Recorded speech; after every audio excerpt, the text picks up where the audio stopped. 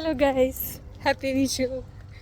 ഇന്ന് വിഷു ആയിട്ട് ഞാനും എൻ്റെ കൂടി ഇരിക്കുന്ന കുട്ടിയും രണ്ടുപേരും കൂടി ഞങ്ങളിന്ന് സെറ്റ് സാരിയോ അവളെ സ്കേർട്ടുണ്ടോ അപ്പോൾ ഇടുന്നത്. ഞാനപ്പോൾ സെറ്റ് കൊണ്ടെടുക്കാന്ന് വെച്ചു.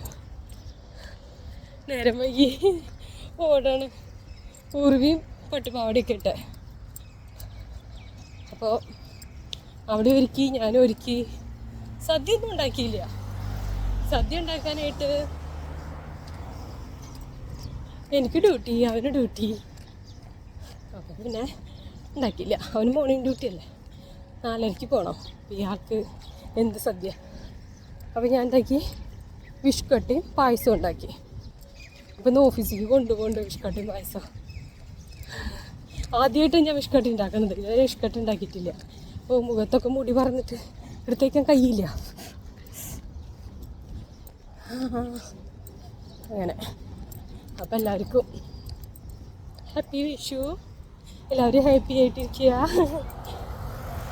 അപ്പം അത്രയുള്ള നേരം വൈകി ഓടാൻ ഞാൻ. പിന്നെന്തോ പറയാൻ വെച്ചിട്ടുണ്ടായിരുന്നല്ലോ. രാവിലെ പുട്ടും കടലയും ഉണ്ടാക്കി. പുട്ടും കടലയും ഉറുവിക്ക് കൊടുത്തേക്കാനായിട്ട് ഉച്ചയ്ക്ക് അവൾ ഇന്ന് പുട്ടും കടലയും കൊണ്ടുപോയി. അപ്പം അങ്ങനെ എൻ്റെ വിഷ്കട്ട എനിക്ക് നല്ല ഇഷ്ടമായി. നല്ല ടേസ്റ്റ് ഉണ്ട് എൻ്റെ വിഷ്കട്ട. ചില ഫുഡുകൾ എങ്ങനെയാണ്, എനിക്ക് ഞാൻ ഉണ്ടാക്കിയത് എനിക്ക് നല്ല ഇഷ്ടം. അതെല്ലാവർക്കും ഉണ്ടാവും ചിലപ്പോൾ അങ്ങനെ. പക്ഷേ എൻ്റെ വിഷ്കട്ട എനിക്ക് ഇഷ്ടപ്പെട്ടു. പക്ഷേ നാളികേരം 2 എണ്ണം ഫുള്ള് ചിരിക്കും. പക്ഷേ ഇവിടെ അത്ര പാലൊന്നും കിട്ടില്ലല്ലോ.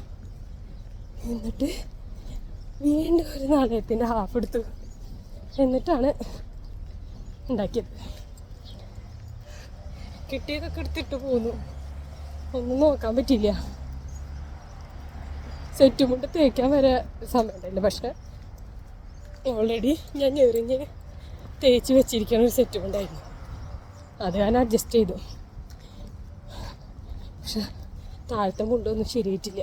ഓഫീസിൽ പോയിട്ട് പറ്റിയാൽ അത് റെഡിയാക്കണം. അങ്ങനെ ഞങ്ങളുടെ ഒരു ഫ്രണ്ടിൻ്റെ കൂടെയുണ്ട് ഞങ്ങൾ സദ്യയ്ക്കാൻ പോകണം. അപ്പോൾ ഉച്ചയ്ക്ക് ഞങ്ങൾ സദ്യയ്ക്കാൻ പോകും.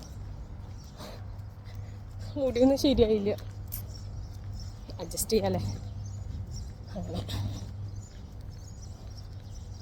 അപ്പോൾ ഓക്കെ, ബൈ.